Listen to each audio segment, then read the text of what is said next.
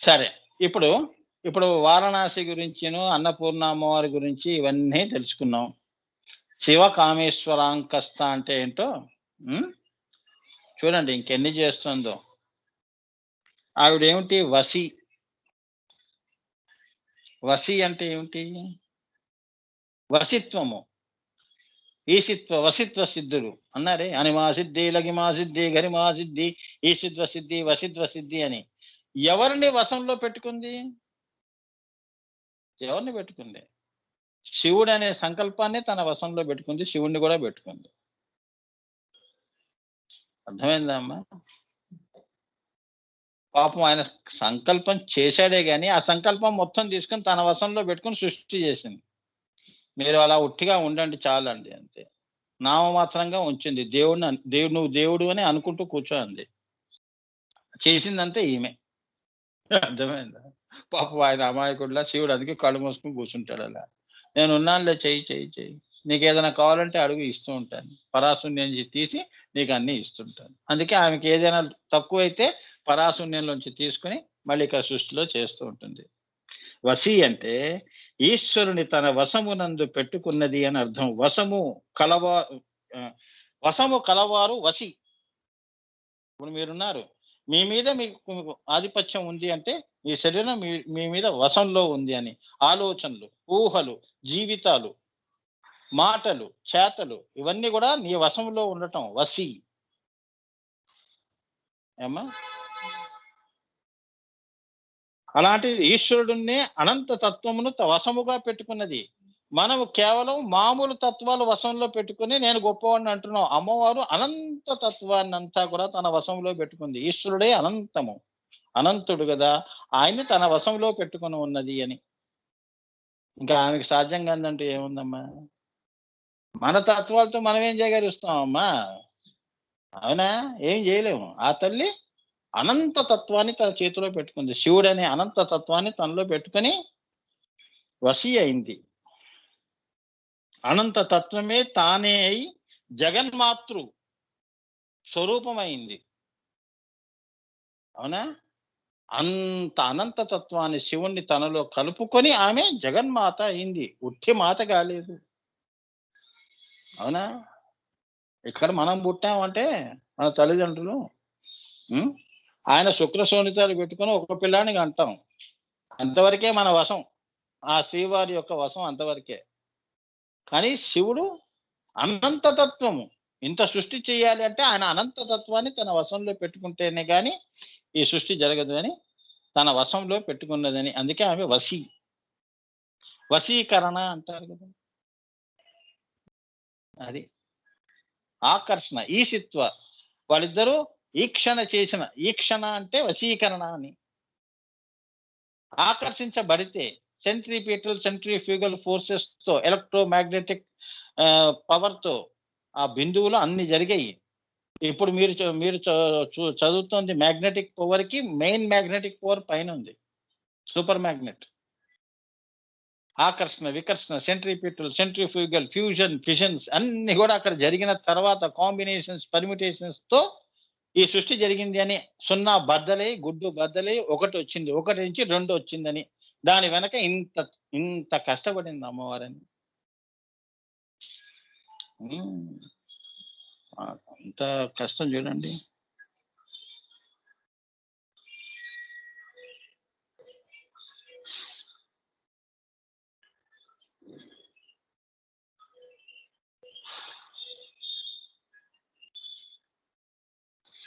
ఇంకా 9వ నామం నాన్న రాకాస్థ.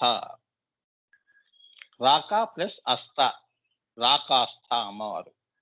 అంటే పూర్ణిమ నాడు పూర్ణ చంద్ర బింబ స్వరూపమే అమ్మవారు రాకాస్థ. అందుకే గురువు గారు చంద్రకళా విద్య అని శ్రీ విద్యా రత్నమాలలో చెప్పారు. నువ్వు చదివావురా అది? చదువు అది చంద్రకళా విద్య. వచ్చిందా లేదా ఇక్కడ? మళ్ళీ వెళ్ళినప్పుడు 5 పేజీలు ఉంటుంది. అది మనసు పెట్టి ఆత్మ పెట్టి చదువు. చెయ్యి, చెయ్యి, చెయ్యి. రాకాస్థ అంటే నీకు ఇక్కడ చెప్తున్నాడు. చంద్రకళా విద్య గురించి చెప్తున్నారు. పూర్ణిమ నాడు పూర్ణ చంద్రబింబ స్వరూపమే రాకాస్త. అమ్మవారి యొక్క పంచదశి మంత్ర స్వరూపమే రాకా. హీలరీం అసకహలరీం సకలరీం 15 అక్షరాలు. ఆమె హ్రీం 16. రాకాస్త. ఏకాదశి, ద్వాదశి, త్రయోదశి తర్వాత చివరికి వచ్చేది ఆమె పూర్ణిమ. నేను రా.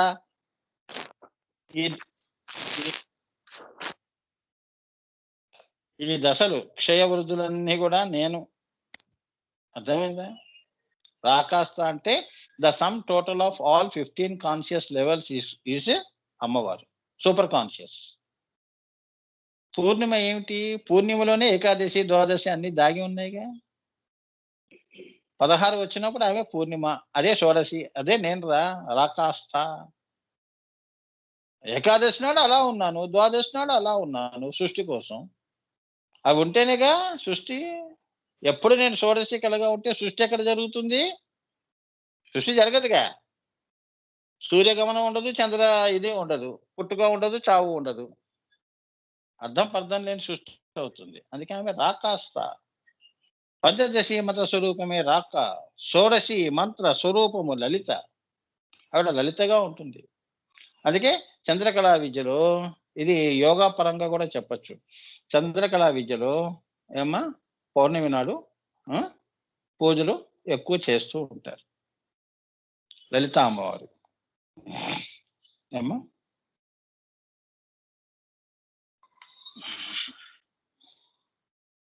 కాబట్టి రాక అని ఎక్కడ వచ్చినా పూర్ణిమ నాటి చంద్రుడు అని అనుకోవటమే కాక పంచదశి మంత్ర విశేషముగా మంత్రేశ్వరిగా మహేశ్వరిగా ఈ లోకమునందు ఉపాస్యమవుతున్నది. విగ్రహముతో చేసే పూజ స్థూల పూజ, మంత్రముతో చేసే పూజ సూక్ష్మ పూజ. అంటే ఏంటంటే ఇక్కడ అమ్మవారు ఏమవుతోంది? ఈ అనే బీజం ఏదైతే ఉందో అది షోడశి అనుకోండి, అది చంద్రుడు అనుకోండి. సృష్టి చేసేటప్పుడు ఆమె ఏమవుతోంది? శ్రీం అని బిందువులోకి వచ్చింది.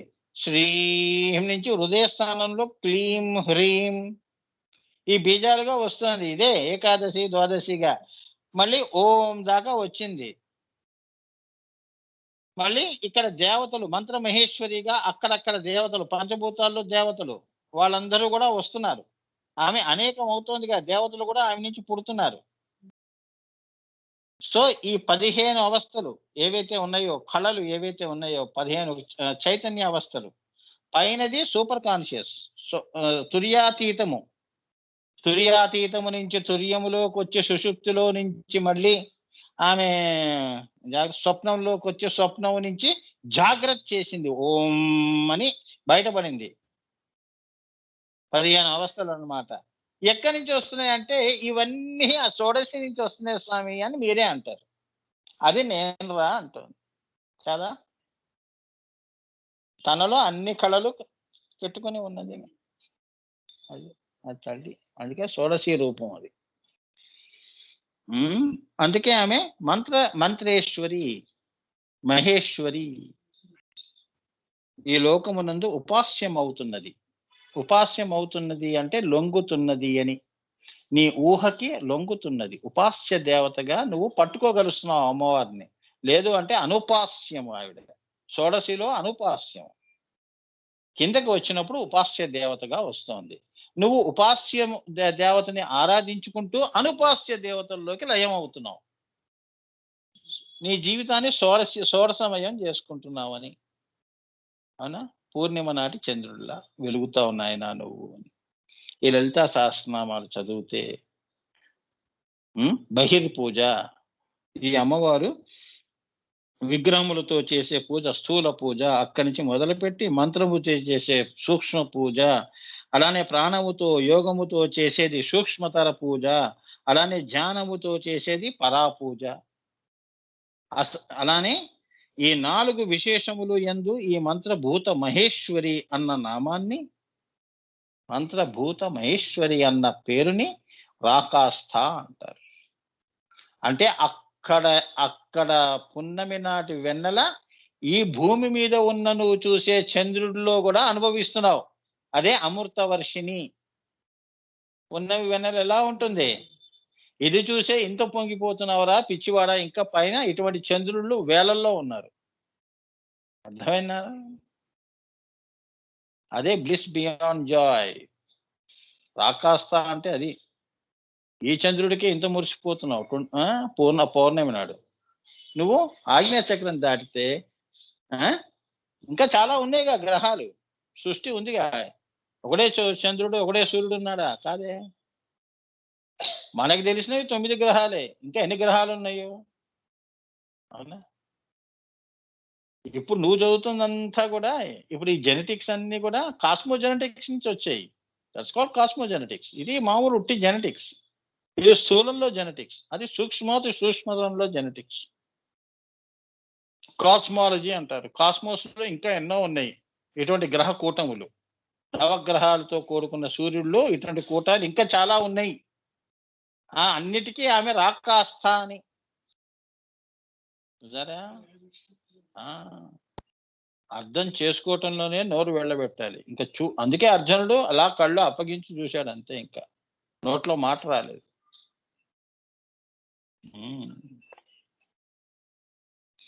శివ శబ్దము చేత శ్రీచక్రంలోని సదాశివ మండలము. కామా శబ్దము చేత లోకతారా మండలము. ఈశ్వర శబ్దము చేత నిర్వాణ అతీత మండలము. ఇలా 3 మండలములు ఉంటాయి త్రికోణంలో. ఏంటంటే శివ అన్నావంటే శ్రీచక్రంలోని సదాశివ మండలం. సదాశివ అంటే ఎవరు? శివ కామేశ్వరాంకస్త సదాశివ మండలం. అంటే వాళ్ళిద్దరూ వచ్చారు అంటే అర్ధనారీశ్వరులుగా సృష్టి చేయడానికి వచ్చారని. అదొక మండలం. లోకతారా మండలము దేనితో? కామ అంటే లోకతారా మండలం అంటే పంచదశి అమ్మ. వాగ్భవ కూటమి, కామకూటమి, తర్వాత శక్తి కూటమి. రెండవది ఏంటి? లోకతారా మండలం. లోకాల్ని పుట్టించడానికి వాళ్ళు అక్కడ సదాశివ మండలంలో ఉన్నారు. ఈశ్వర శబ్దము చేత నిర్వాణ అతీతమైనది. సృష్టి, స్థితి, లయ 3 కూడా అంటే త్రికోణంలో ఉన్న బ్రహ్మ మహేశ్వరులు 3 ఉన్నారే, అదే ఈ 3 అని. ఇలా ఆయన టెక్నికల్ గా చెప్పాడు. నేను మీకు అర్థం కావటం కోసం మళ్ళీ ఇలా సింపుల్ గా చెప్పాను. అదే లోకతారా మండలము, అలానే సదాశివ మండలము, అలానే కామ మండలము. అలా అంటే ఐం క్లీం సౌ క్లీం ఐం. అదే వాగ్భవ కూటమి, కామరాజ కూటమి, శక్తి కూటమి, కామరాజ కూటమి, వాగ్భవ కూటమి. అదే నాదాన్ని పట్టుకొని మనం లయంలోకి వెళ్ళిపోతాం.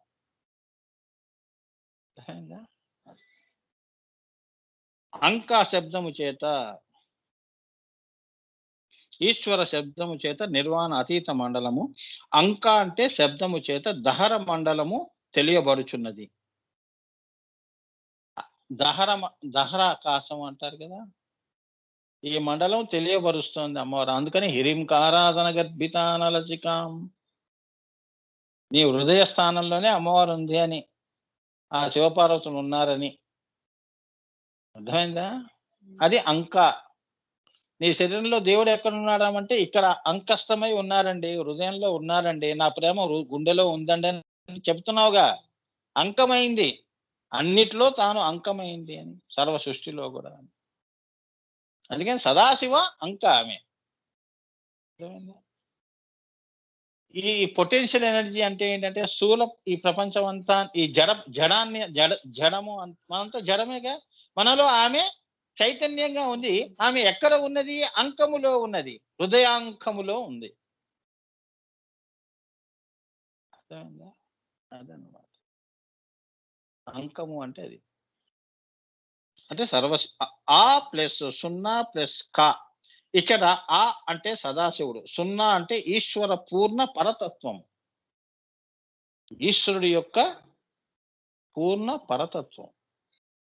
క సగుణమునకు మాయాసబరిత బ్రహ్మముకు అంక. అంటే ఆయన యొక్క సంకల్పానికి ఏమి అంకమై ఉన్నదని, కార్యరూపంలో ఉన్నదని. ఇంకెవరూ చేయలేరు నీ యొక్క సంకల్పాన్ని సాకారం, నేను తప్ప అందుకే నేనే అంకమై ఉన్నాను, క్రియలోకి తీసుకొస్తాను అని. మాయా సబలిత బ్రహ్మముగా నేను సృష్టి చేస్తాను అని.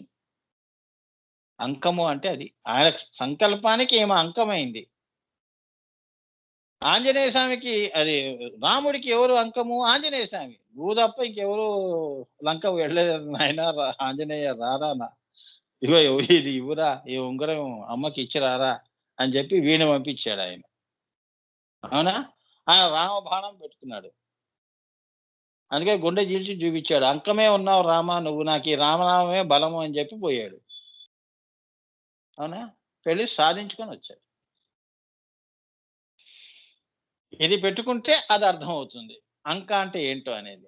అంటే ఆయన సంకల్పాలన్నీ తనలో పెట్టుకుంది అమ్మవారు. అదే రూపంలో ఆమె ఉందని. సృష్టిలో కూడా అదే చూపించింది. అర్థమైందమ్మా? ఇదిగో ఇదంతా, ఈ సృష్టి అంతా స్థూల జడమంతా మీరండి, శివలింగము. ఆ శివలింగంలో నేను ఉన్నాను అంటోంది. ఈ శరీరము లింగ శరీరము. ఇందులో నేను ఉన్నాను చైతన్యంగా. సాయి భార్గవ్ ఉన్నాడు. కిరణ్ ఇక్కడ వీడు ఉన్నాడుగా, వీడు క్రాంతి, వాడి శరీరము శివము. ఏనా నీది కూడా? ఇలా ఈ శరీరములో అంతా పురుష, అందులో ఆమె శక్తిగా ఉన్నది. లేదు అంటే నువ్వెలా మాట్లాడతావు? నీ చెయ్యి ఎలా కదుపుతావు? అంకము అంటే ఈ తొడల మీద కూర్చుని ఇట్లా కాదు. మనం ఈ నామాన్ని అలా ఆ దృష్టితో చూడకూడదు. ఇక్కడ ఏమంటున్నారు, జాగ్రత్తగా వినాలి అమ్మవారి యొక్క అంక అన్న మాటకి సారస్వత పరంగా సమీపము లేక పర్యాంకము అని అర్థం. సమీపముగా ఉన్నది అని. చెప్పండి మీరు ఏం కావాలి మీకు అని. వాక్కు అర్థం అంత సమీపంగా ఎలా ఉన్నాయో అలా ఉన్నారని. ముందు అమ్మ అని అర్థం తర్వాత చెప్తున్నామా? అమ్మలోనే అర్థం కూడా ఉంది. రెండు సార్లుగా చెప్పట్లేదు కదా, ఒకేసారిగా చెప్తున్నాం.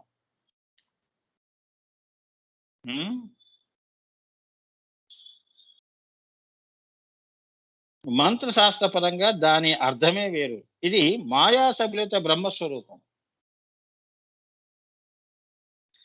అమ్మా. మాయా సబలిత బ్రహ్మ స్వరూపము. శ్రీచక్రములోని బిందువే పర. ఆయన సంకల్పాన్ని సాకారం చేసేటప్పుడు ఆమె మాయా సబలిత బ్రహ్మమైనది. అర్థమైందా?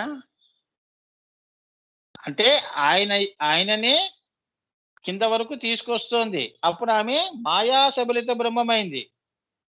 వాళ్ళు ఎప్పుడు పరాలనే ఉన్నారు.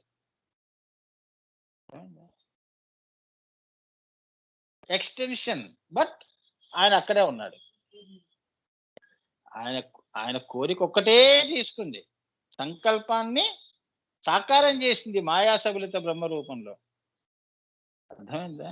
మీరు ధ్యానంలోనే ఉండేది, నేనే మిమ్మల్ని డిస్టర్బ్ చేయనని చెప్పి ఆయన అక్కడే కూర్చోబెట్టి సంకల్పం తీసుకుంది, అర్థం తీసుకొని సృష్టి చేశాను. అది మాయా సబలిత బ్రహ్మ రూపంలో. అంటే శివుడి యొక్క సంకల్పమే మాయా సబలిత రూపంలో ఈశ్వరి రూపంలో బ్రహ్మ విష్ణు మహేశ్వరులై అలా ఆమె సాగిపోయిందని. సంకల్పాన్ని కార్యాన్ని పెట్టుకుని సాకారం చేయటం, ఆకాశాన్ని సృష్టించుకుంటూ కిందకి దిగేసిందని. అది మాయా సబలిత బ్రహ్మము అంటే. అందుకే సగుణ నిర్గుణ అంటారు. సగుణం ఇది, నిర్గుణ ఆయన పర. అమ్మా,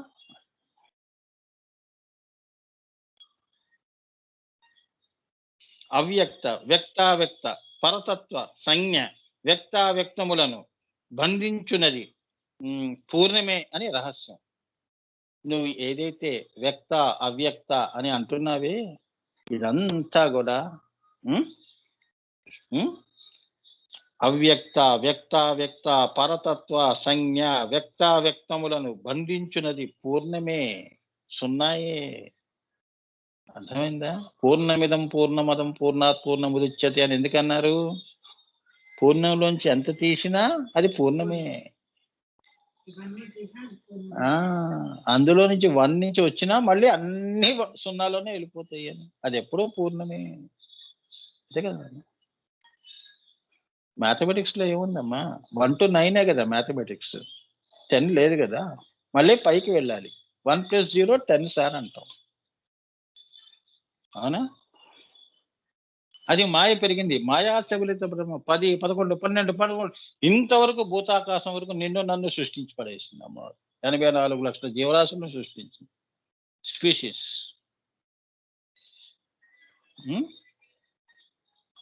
కానీ అన్ని పూర్ణం నుంచే వచ్చే మళ్ళీ అన్ని పూర్ణంలోకే వెళ్ళిపోతాయి. శూన్యంలోనే వెళ్ళిపోతున్నాయి కదమ్మా అన్నీ. అర్థమైందా? నేను ఇది మీకు బోర్డు మీద వేసి చూపిస్తే మీకు అర్థమవుతుంది. ఇప్పుడు అర్థమైంది స్వామి. సున్నాలో నుంచి ఎలా వస్తుంది మాయా సబలిత బ్రహ్మము. 1 ఎలా వస్తుంది, మళ్ళీ 1 0 ఎలా అయిపోతుంది. సున్నా లేకుండా నీకు జియోమెట్రీ అనే లేదు. అంతేనా? There is no geometry.